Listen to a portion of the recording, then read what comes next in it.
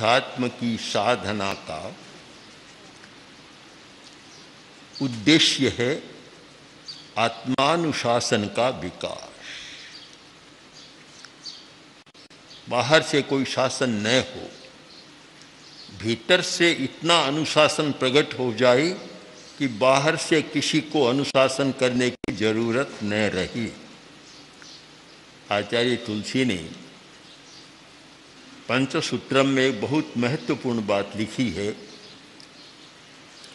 कि अच्छा शिष्य को प्रश्न उपस्थित किया कि जो शिष्य गुरु के अनुशासन को कम कर दे वह अच्छा शिष्य। बात तो अटपटी लगती है कि गुरु के अनुशासन को कम कर दे। एक वह जो गुरु के अनुशासन को बढ़ा दे। सुनने में तो यह लगता है बढ़ाने वाला अच्छा और कम करने वाला अच्छा नहीं है, पर महत्व इस बात का है कि जो बार बार गुरु को अनुशासन करना पड़े वह शिष्य योग्य शिष्य नहीं होता। योग्य शिष्य वह होता है कि गुरु को अनुशासन करने की जरूरत ही नहीं पड़े, वह शिष्य अच्छा शिष्य होता है। और यह स्थिति तब बनती है कि आत्मानुशासन, भीतर से अनुशासन आ जाए, बाहर से किसी को करने की जरूरत न रहे।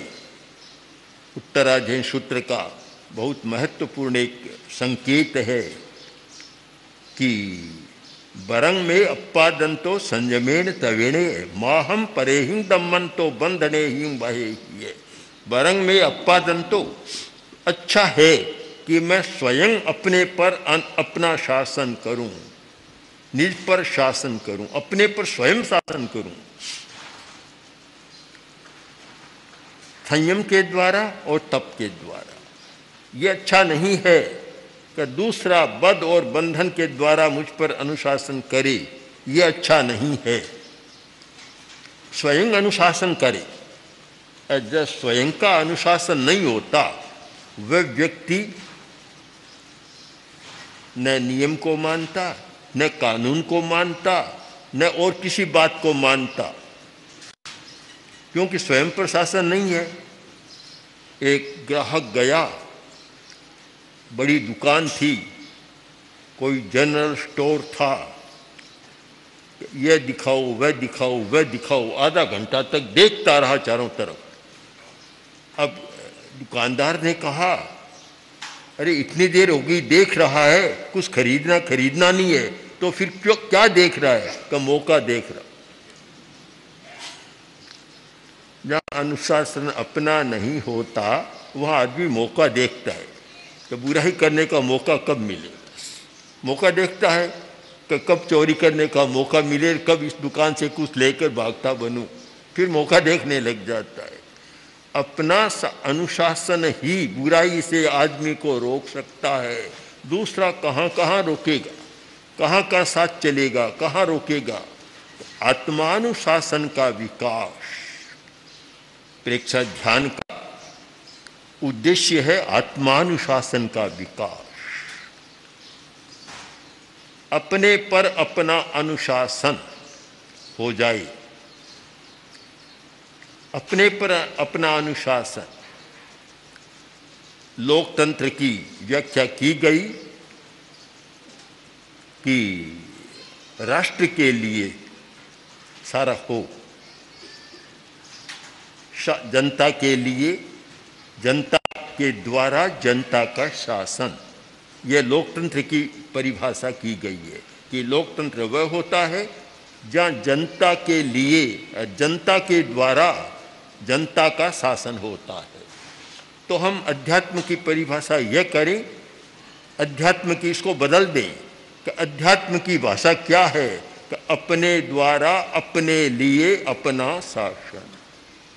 यह लोकतंत्र की, अध्यात्म की भाषा हो गई। अपने हित के लिए जहाँ मुनि महाव्रतों को स्वीकार करता है वहाँ एक बहुत सुंदर वाक्य आया है कि अत्तहियत्थाय वो संपद्दिताणम बिहरामी। मैं क्यों स्वीकार कर रहा हूँ? आत्महित के लिए, अपने हित के लिए। दूसरे के हित के भी कोई मेरे सामने बात नहीं, केवल अपने हित के लिए मैं इन महाव्रतों को स्वीकार कर रहा हूँ, अपने हित के लिए। जब व्यक्ति इस सच्चाई को समझ ले तो अपने हित के लिए मैं कर रहा हूँ, तो फिर आत्मानुशासन का विकास होता है। जहाँ अपना हित है वहाँ वह काम करेगा, जिसमें अपना हित नहीं है वह काम नहीं करेगा। कितनी बढ़िया चीज़ खाने की आ गई, सब लोग खा रहे हैं, वह नहीं खाएगा, नहीं खाएगा। क्यों? कि ये खाने में मेरा हित नहीं है।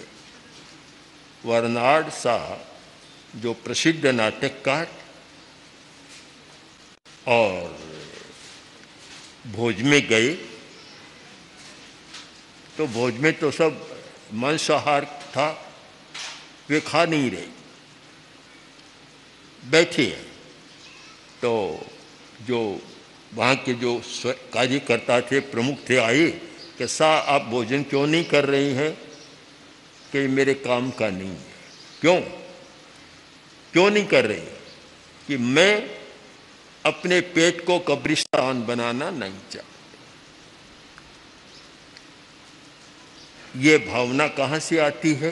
कोई रोकने वाला तो था नहीं, वे तो आग्रह कर रहे थे आप भोजन करें, खाएं। किंतु जब ये लगा कि मेरा हित किस बात में है, कि मांसाहार करने में मेरा हित नहीं है, तो बैठे रहे, पार्टी में गए, भोज में गए, बैठे रहे, एक कोवा भी चखा नहीं, खाया नहीं, हाथ भी नहीं छुआ। क्यों? कि मैं अपने पेट को कब्रिस्तान बनाना नहीं चाहता कि मुर्दों को मैं खाऊं। मुर्दे कहाँ जाते हैं? कब्रिस्तान में जाते हैं। तो मैं मेरे पवित्र पेट को कभी कब्रिस्तान बनाना नहीं चाहता, मुर्दों को कैसे खाऊंगा? यह है अपना हित, अपने द्वारा अपना हित, आत्मानुशासन। जब ये आत्मानुशासन की चेतना जाग जाती है, आदमी का सारा चिंतन बदल जाता है। एक आदमी ने गाली दी, दूसरा कहता है तुम भी बोलो, तुम भी दे सकते हो। कि मैं नहीं दूंगा। क्यों? कि मैं गाली देकर अपने मुंह को गंदा बनाना नहीं चाहता। जब यह बात समझ में आ जाए कि मैं गाली देकर अपने मुंह को गंदा बनाना नहीं चाहता, यह है आत्मानुशासन। रोक नहीं रहा है, नहीं तो एक सामने दे रहा है, मजे से दो दे सकता है। जो एक देता है तो सामने वाला दो दे सकता है, पर वह बिल्कुल मौन है, चुप है। तो पीछे खड़े कहते अरे ये इतनी गाली दे रहा है, तुम भी बोलो। क्यों? गाली देने का प्रोत्साहन देने वाले तो बहुत है। लड़ाई होती है तो लड़ाई का प्रोत्साहन समर्थन करने वाले बहुत है, तुम भी ऐसा करो। क्या तुम्हारे जवान नहीं थी, उसने एक बात कही तुम दो सुना सकते थे? यह सिखाने वाले भी बहुत है। पर जिस व्यक्ति में आत्मानुशासन की चेतना जागृत है, उसने कहा कि मैं गाली नहीं दूंगा और गाली देकर अपने मुंह को मैं गंदा बनाना नहीं चाहता। आत्मानुशासन जाग जाए, सारा व्यवहार बदल जाता है। चिंतन बदलता है, व्यवहार बदलता है, और वह सामान्य व्यवहार नहीं करता, उसका असाधारण व्यवहार हो जाता है। किंतु प्रश्न है आत्मानुशासन पैदा कैसे हो? उसकी एक प्रक्रिया है और वह है प्रेक्षाध्यान। प्रेक्षाध्यान की 3 भूमिकाएं हैं। हमने इन प्रेक्षाध्यान की 3 भूमिकाओं का विस्तृत वर्णन किया है कि अनुशासन, संयम और आत्मानुशासन। पहली भूमिका है अनुशासन, दूसरी भूमिका है संयम और तीसरी भूमिका है आत्मानुशासन। आत्मानुशासन तीसरी भूमिका में पैदा होगा। पहले अनुशासन में रहना सीखो। जब तक अपनी योग्यता का विकास न हो, दूसरों के अनुशासन में रहो। जो अच्छे लोग हैं, योग्य व्यक्ति हैं, जिनका अच्छा चिंतन है, सकारात्मक दृष्टिकोण है और जो अच्छी हित की बात सोचने वाले हैं, उनके अनुशासन में रहो। यह प्रेक्षाध्यान की पहली भूमिका है कि अनुशासन को मूल्य दो, अनुशासन का महत्व समझो। यह नहीं कि हम तो बस अब धर्म करने लग गए, ध्यान करने लग गए, अब दूसरों की बात को मानने की ज़रूरत क्या है, यह पहली भूमिका में नहीं होता। एक शिष्य बनता है, पहले गुरु के अनुशासन में रहता है, और यह सोच ले कि मैं तो अब साधु बन गया, मुझे क्या ज़रूरत है दूसरों के अनुशासन में रहने की, तो कभी अच्छा साधु बन ही नहीं पाएगा। बहुत अनुभव की बात आचार्य ने लिखी प्राकृत साहित्य में है कि शीर्षस्य हुंति शीर्षा न शिष्या हुंति अशिष्य। शिष्य किसके होता है कि जो स्वयं अच्छा शिष्य रह चुका, उसके कोई शिष्य अच्छा होता है। जो शिष्य कभी नहीं रहा और प्रारंभ से गुरु बन गया, उसके कभी शिष्य नहीं होते। बहुत महत्व की बात है। पहले हर व्यक्ति को शिष्य रहना जरूरी है। शिष्यत्व बहुत आवश्यक है। जब तक शिष्य नहीं है और वह अनुशासन को मानने की स्थिति का अभ्यास नहीं है, तो वह दूसरे को अपना अनुशासन कभी मना नहीं सकता। बहुत वर्षों तक शिष्य रहना जरूरी है। मैं स्वयं अनुभव करता हूँ कि लंबे समय तक शिष्य रहा और इतना कठोर नियंत्रण को हमने सहा, तो उसका अच्छा परिणाम होता है। जो छोटा बच्चा या छोटा साधु साध्वी कोई भी हो और बस शुरू से ही गुरु बन जाए, तो वे गुरु नहीं, अच्छे शिष्य भी नहीं बनते, काम के भी नहीं होते। पहली बात है अनुशासन का सम्मान करो, अनुशासन में रहना सीखो। आज की यह कठिनाई है कि छोटा बच्चा भी अनुशासन में रहना पसंद नहीं करता। बड़ी कठिनाई है। विद्यार्थी अध्यापक के अनुशासन को पसंद नहीं करता। एक लड़का माता पिता के अनुशासन को मान्य नहीं करता, लड़का और लड़कियां भी आजकल। और शिष्य गुरु के अनुशासन को मान्य नहीं करता। इसीलिए एक उच्छृंखलता का वातावरण और समस्यापूर्ण वातावरण बन रहा है।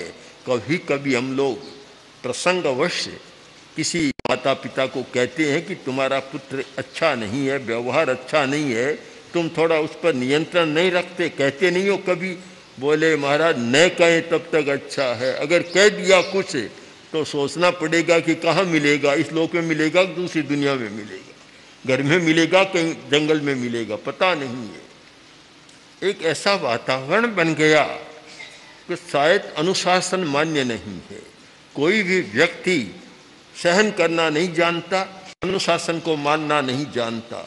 जब यह स्थिति होती है, न वह परिवार अच्छा होता, न समाज अच्छा होता, न संस्था अच्छी होती, और न धर्म संघ भी अच्छा होता। कोई भी अच्छा नहीं होता। अच्छाई का सबसे पहला आधार या पहली भूमिका है अनुशासन को स्वीकार करने की क्षमता का विकास। व्यक्ति में अनुशासन को मानने की क्षमता विकसित होनी चाहिए कि वह अनुशासन को स्वीकार कर सके। बहुत आवश्यक है। बड़ा कठिन तो है, बड़ा कठिन है। मैं और मुनि बुद्धमल जी, हम दोनों, और भी हमारे कुछ साथी साधु थे, मुनि जौहरीमल जी आदि पे थोड़े बड़े थे। जब मुनि तुलसी हम पर कठोर अनुशासन करते तो अच्छा तो नहीं लगता, मन में तो अटपटा सा लगता, पर हम सहन कर लेते। तो सहन किया तो अच्छा हुआ। छोटे बच्चे हैं, हमारे छोटे साधु भी हैं, बात करने की शौक रहती, तो हम लोगों के मन में भी बात करने की आ जाती थी। तो मुनि तुलसी करने नहीं देते। शायद वर्षों तक गृहस्थों से बोलने का ही काम नहीं पड़ा हो, इतना कठोर था, बोलने नहीं देते। एक बात कहते कि देखो अभी तुम्हारा पढ़ाई का समय है, 10-15 वर्ष तक, 12 वर्ष तक अच्छा अध्ययन करो, फिर तुम बोलते रहना, कोई रोकने वाला नहीं है। और अभी बातों में पड़ गए और अध्ययन नहीं किया तो जीवन भर रोकने टोकने वाले तुम्हें मिल जाए। कठोर अनुशासन को सहन किया। अनुशासन बहुत जरूरी है, परंतु आज का वातावरण ऐसा है, जो भी सुनते हैं देखते हैं तो ऐसा लगता है कि बस जो इच्छा हो सो करो, ये रोकना, और ये तो सारा एक दमन है, दमन नहीं होना चाहिए। मनोविज्ञान का एक सहारा ले लिया कि ये दमन नहीं होना चाहिए, बस जो भी इच्छा हो सो करो, जो मन में आए सो कर लो। इसी चिंतन के आधार पर यह जो मुक्त यौन, मुक्त भोग, मुक्त चिंतन सारा ऐसा चला कि शायद समाज की व्यवस्था गड़बड़ा गई, परिवार भी गड़बड़ा गए। बहुत आवश्यक है अनुशासन। पेक्षा ध्यान का अभ्यास करने वाला है, उससे अपने शिक्षक का, अपने नियमों का, विधि विधानों का पालन करने में जागरूक रहना चाहिए और अनुशासन का सम्मान करना चाहिए। राजा ने घोषणा करा दी कि जो बकरे को यह शिक्षित कर दे कि सामने चारी आयर न खाए, उसे पुरस्कार दिया जाएगा। बड़ा कठिन काम है। बकरे की आदत है कि चाहे कितनी बार दिन में लाकर सामने रखो, खाना शुरू कर देगा। बड़ा कठिन है। अनेक लोगों ने प्रयत्न किया पर सफल नहीं हुए। एक आदमी आया और उसने कहा कि मैं इसका प्रयोग करूंगा, आपके सामने प्रदर्शन करूंगा कि मेरा बकरा शिक्षित हो गया। राज्यसभा में लाया गया। सब लोगों ने बड़ी उत्सुकता के साथ देखा कि यह कैसे संभव है। असंभव बात है कि बकरे के सामने कोई खाने की चारी आयर वह न खाए, कैसे हो सकता है। बकरे को खड़ा किया गया और सामने खाने की चीज रखी गई और उसने मुंह फेर। सबको आश्चर्य हुआ कि महज आश्चर्य, बड़े आश्चर्य की बात है कि ये कैसे हुआ। एक बार, दो बार, चार बार परीक्षण किया गया और बड़ा सफल रहा परीक्षण, प्रदर्शन सफल रहा। तब राजा ने कहा, अरे भाई, तूने कैसे किया? ये अद्भुत बात है, आश्चर्य की बात है, किया कैसे? बोले महाराज, मैंने इसको प्रशिक्षण दिया है, 1 सप्ताह हो गया। प्रशिक्षण दिया क्या? जब भी इसके सामने कोई खाने की चीज आती, ये हंटा कोड़ा लगता है, इसको मुंह फेर लेता, पीड़ा होती। अब ये इतना प्रशिक्षित हो गया कि खाने की चीज सामने रखो और मुंह फेर लेता। एक बार नियंत्रण जरूरी है, नियंत्रण कि सामने कोई चीज आए और ऊपर से कोई ऐसा कोड़ा लगे कि मुंह फिर जाए, दिशा बदल जाए आदमी। वह है संयम की भूमिका। यानी संयम का मतलब इंद्रिय और मन पर निग्रह करना, हमारा हो जाए। इंद्रियों पर निग्रह है कि कोई भी अच्छा शब्द आए, देख भी सकता है आदमी, पर उससे प्रभावित न हो। अच्छा शब्द, अच्छा रूप, अच्छी गंध, अच्छा रस भोजन और अच्छा स्पर्श आए और उससे प्रभावित न हो, वह जितेंद्रिय, इंद्रियजयी हो गया। मन पर नियंत्रण है कि कोई भी विकल्प आए तत्काल उसको रोक सके और दूर कर सके। यह है संयम की भूमिका। जब अनुशासन सिद्ध होता है तो फिर संयम की भूमिका भी अपने आप सरल बन जाती है और इंद्रिय और मन पर एक अच्छा नियंत्रण हो जाता है। जब दो भूमिका को कोई पार कर देता है, अनुशासन की भूमिका और संयम की भूमिका, 3 वर्ष 3 वर्ष, ये 6 वर्ष की अवधि जिसने साध ली, तो अगली 3 वर्ष की भूमिका है आत्मानुशासन। अगली क्या, पूरे जीवन की भूमिका है आत्मानुशासन की भूमिका। फिर वह आत्मानुशासी बन जाता है, दूसरे को रोकने टोकने की कोई जरूरत नहीं रहती। दूसरा ये नहीं कहता तुम ये मत करो, स्वयं नहीं करता।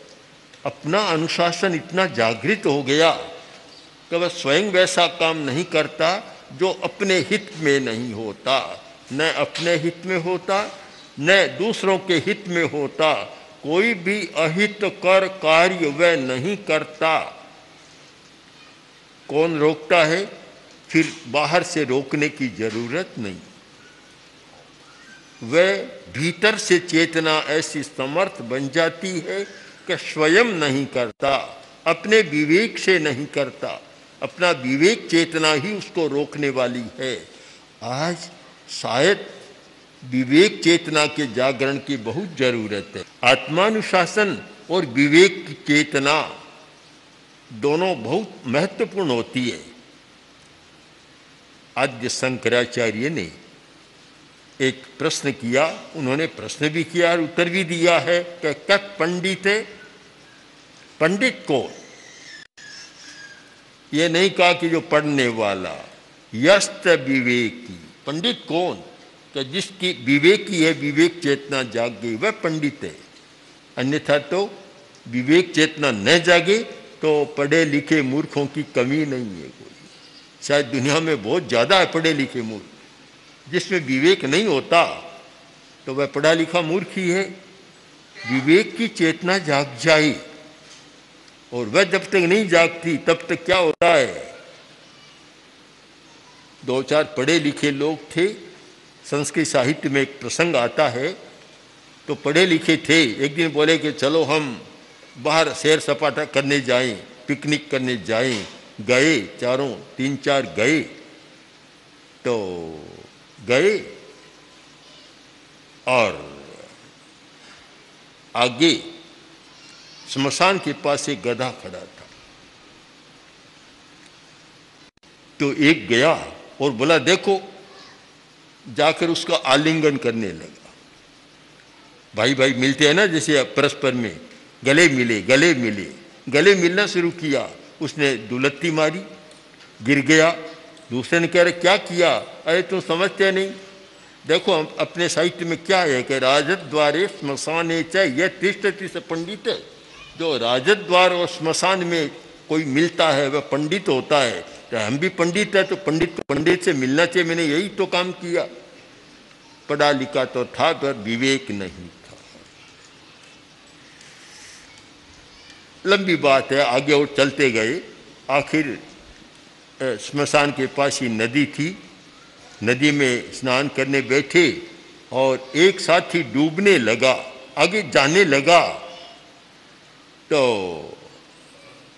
पास में तलवार थी, तलवार से उसका गला काट दी। पग को पकड़ लिया, गला काट दिया। क्यों? अरे क्या कर रहा है? कि तुम जानते नहीं हो, पढ़ाई तुम्हारी याद ही नहीं है। क्या लिखा है कि सर्वनाशे समुत्पन्ने अर्धम रक्षति पंडित है। जहाँ सर्वनाश होता हो वहाँ पंडित का काम है कम से कम आधे को तो बचाए। अब क्या हम माने? शंकराचार्य ने ठीक लिखा कि पंडित कौन? कि जिसमें विवेक है। कोई पढ़ाई के आधार पर पंडित माने तो बड़े अनर्थ हो जाते हैं, और दुनिया में बहुत सारे अनर्थ इन पढ़े लिखे लोग ही कर रहे हैं। बेचारे अनपढ़ तो करेंगे ही क्या, वे जानते ही नहीं है ज़्यादा। अनपढ़ तो कोई छोटी मोटी बात कर देगा, बड़ी बातें तो पढ़े लिखे लोग ही कर रहे हैं। तो इसलिए जब तक विवेक की चेतना नहीं जागती, आत्मानुशासन नहीं हो सकता। विवेक की चेतना जागृत हो। ओम श्री महाप्रज्ञ गुरवे नमः। ओम श्री महाप्रज्ञ गुरवे नमः। ओम श्री महाप्रज्ञ गुरवे नमः।